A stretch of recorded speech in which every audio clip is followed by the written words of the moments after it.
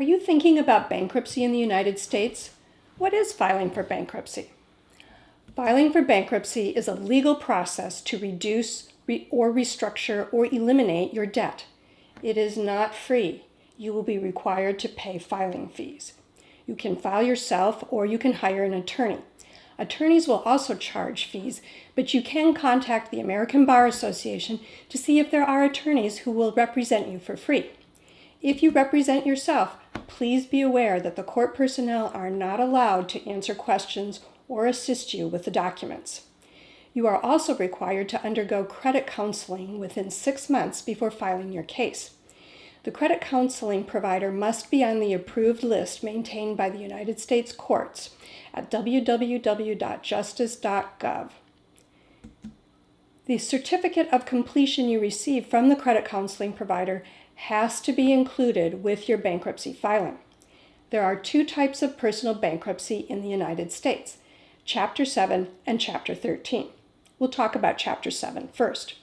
In Chapter 7 bankruptcy, all or part of your debts are discharged after your non-exempt assets are sold to repay some of the debt.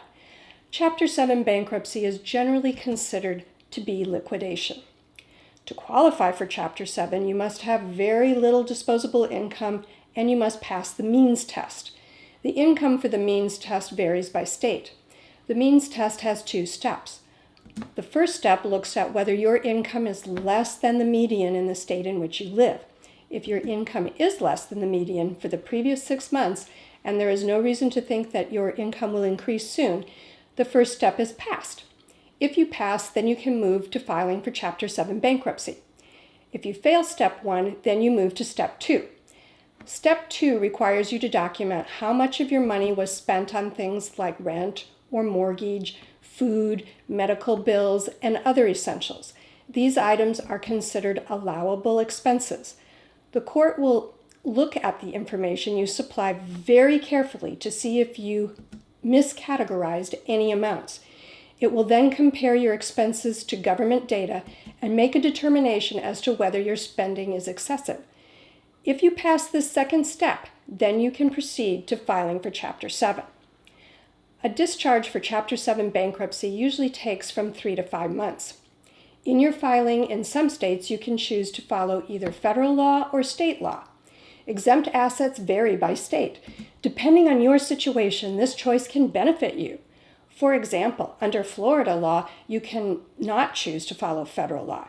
You must follow Florida law. But this can definitely be to your advantage, as Florida has one of the most generous homestead exemptions in the entire country. If your home is worth more than you owe on it, the Florida homestead exemption can allow you to keep the home if you file for Chapter 7 bankruptcy. It may also help you in Chapter 13 bankruptcy. In Florida, you may also be able to keep an unlimited amount of value in your home if your lot is less than half an acre in a municipality or 160 acres outside of a municipality. This is much more generous than the $22,975 of home equity you are allowed to keep under the federal homestead exemption. Tip: please check out Aspire to Money's 3-part series on the Form 1040. Back to general bankruptcy rules under federal law. Exempt property includes your house, the car you drive to work, professional tools, Social Security, pensions, veterans benefits, welfare, and retirement savings. In general, be prepared for relatively low federal exemption allowances. Non-exempt property includes things like cash, bank accounts, stock investments, a second car, a second home, etc. The non-exempt property will be sold by a bankruptcy trustee appointed by the court. The cash from the sales will pay the trustee, the administrative fees, and your creditors to the extent possible. On to Chapter 13 bankruptcy. In Chapter 13 bankruptcy, you repay some of your debts and some are forgiven. Chapter 13 bankruptcy is generally labeled reorganization. There are limits on how much debt you can have to file for Chapter 13. For example, you must have less than approximately $383,000 in unsecured debt or less than $1,149,000 in secured debt. Under Chapter 13, you will have to agree on a repayment plan with your creditors to take place over a 3 to 5 year time period. Your remaining debts will be forgiven at the end of that time, only if you have successfully completed the repayment plan. Tip: please subscribe to the Aspire to Money mailing list for more great money information. Just send an email request to info@aspiretommoney.com. The downside to bankruptcy is the negative impact on your credit score. Chapter 7 bankruptcy remains on your credit report for 10 years. Chapter 13 bankruptcy remains on your credit report for 7 years. But this may not be a concern in your particular situation, since your credit score might already be pretty low if you are considering bankruptcy.